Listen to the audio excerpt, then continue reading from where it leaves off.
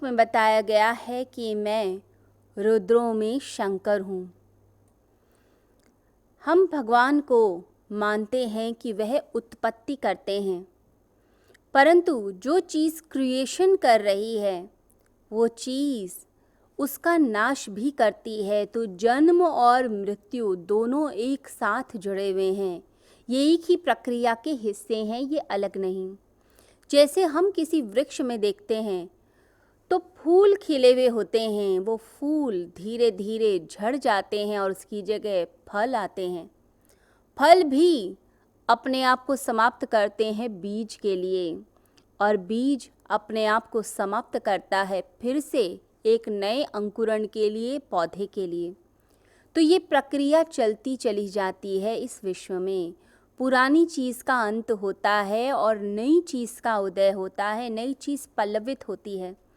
क्योंकि जब तक कोई नई चीज़ नहीं आएगी, पुरानी नहीं मरेगी, तो नई कभी भी नहीं आ सकती है। तो नया हम चाहते हैं, नवीनता हम चाहते हैं, तो उसके लिए पुराने को मरना पड़ेगा। अगर पुराना समाप्त नहीं होगा तो नए का जन्म कैसे होगा। तो यहाँ पर भगवान को कहा गया है कि वो सिर्फ जन्म ही नहीं देते, मृत्यु भी देते हैं, यानी परम शांति देते हैं। इस सृष्टि में जन्म होता है, मृत्यु होती है। हम सांस लेते हैं तो सांस लेते हुए भी समझिए जो सांस हमारे अंदर आती है वो जन्म देती है, और जो सांस बाहर चली जाती है वो मृत्यु हो जाती है। तो जीवन मरण ये सब एक साथ संयुक्त है, ये एक साथ जुड़ा हुआ है। इस संसार के बारे में कहा जाता है कि ये चक्र है।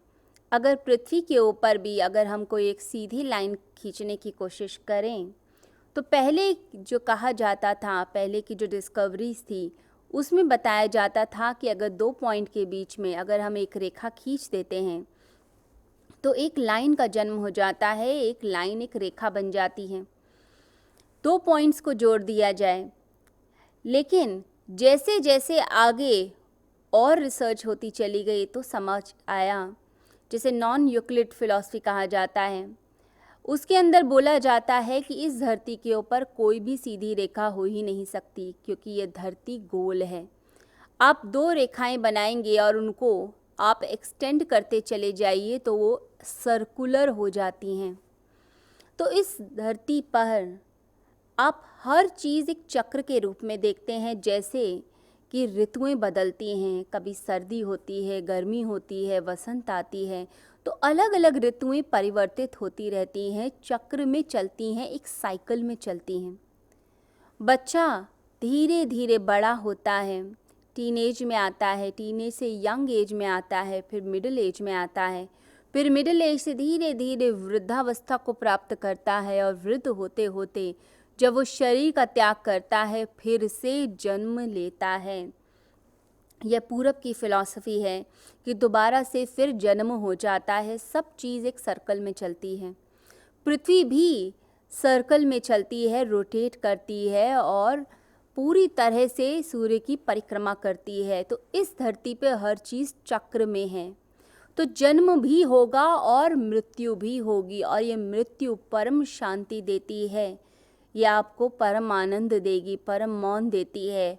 फिर उसके बाद दोबारा से जन्म हो जाता है। तो सृष्टियाँ भी जन्म लेती हैं, फिर उनका प्रलय होता है। तो जब वो प्रकट रूप में हुई तो इसका मतलब है संसार हो गया, और जैसे ही वह विलीन होने लग गई, समझिए समाप्त हो गई, फिर दोबारा से जन्म लेगी। ये एक साइकिल चलता चला जाता है। तो यहाँ भगवान श्री कृष्ण कहते हैं कि मैं शंकर हूँ, तो यानी मैं ही मृत्यु भी देता हूँ, जन्म देता हूँ, तो पुराने का भी नाश मैं करता हूँ।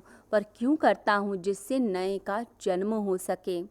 यहाँ पर एक और शब्द का प्रयोग किया गया है कि मैं जप यज्ञ हूँ, यज्ञों में जप यज्ञ। ये जप यज्ञ का मतलब क्या हुआ? जप करना, यानी कि एक ही वृत्ति प्रवाह हमारे अंदर बहता चला जाए, यानी एक ही फ्लो हमारे अंदर बह रहा है, कोई भी अन्य चीज़ नहीं। यानी आपके मन में अगर ओम नमः शिवाय चलता है तो सांस सांस, रोम रोम बस ओम नमः शिवाय, ओम नमः शिवाय का जाप करती है। आप जहाँ भी देखते हैं वहाँ पर आप शिव को ही नमस्कार करते हैं। फिर ये जो जप है ये आपकी आदत बन जाता है। जैसे आप भोजन करने लगेंगे तो भोजन करते हुए भी आपको लगेगा कि इसमें भी मेरे शिव हैं, तो आप नमस्कार करेंगे, क्योंकि अन्न को भी ब्रह्म कहा गया है कि उसका एक एक निवाला जो अंदर जाता है वो भी एक तरीके से ब्रह्म है। तो जब जप यज्ञ हुआ यानी आपकी सांस सांस में प्रभु का नाम भर गया, रोम रोम में भर गया, सोते सोते भी भर गया, तो आपका शरीर भी वही ध्वनि करने लगता है। कई बार देखा जाता है साधकों के साथ कि वह विश्राम भी कर रहे होते हैं तो एक ऐसा आभा मंडल उनके आसपास बन जाता है जिस आभा मंडल में इतनी शांति, इतना आनंद होता है और उनके शरीर से भी, उनके मन से भी, हर तरफ से सिर्फ परमात्मा का नाम प्रकट हो रहा होता है। यदि आप ओमकार की साधना करते हैं तो ओमकार का जप करते करते ऐसा होगा कि शरीर के अंदर से वैसी ही वाइब्रेशंस निकलनी शुरू होंगी, यानी कि आपके रोम रोम से ओम की ध्वनि निकलेगी। अगर कोई शांति से पास बैठ के सुनेगा तो उसको वह अनुभव होगा। तो आपके रोम रोम में, आपकी सांसों में, आपके मन में, आपके सोचने में, आपके कार्य करने में वही चीज़ फिर प्रकट होने लगती है।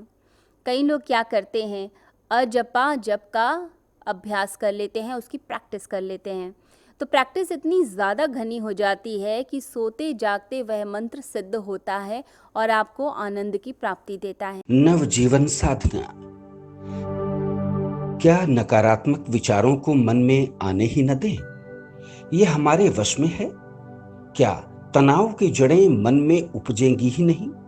अगर निरंतर ध्यान साधना को जीवन में शामिल कर लिया जाए, आध्यात्मिक जगत में परमात्मा की अनुभूति के साथ क्या सांसारिक जगत में भी प्रसन्नता, सफलता, संबंधों में आत्मीयता, धन ऐश्वर्य का सपना सच करती है नवजीवन साधना?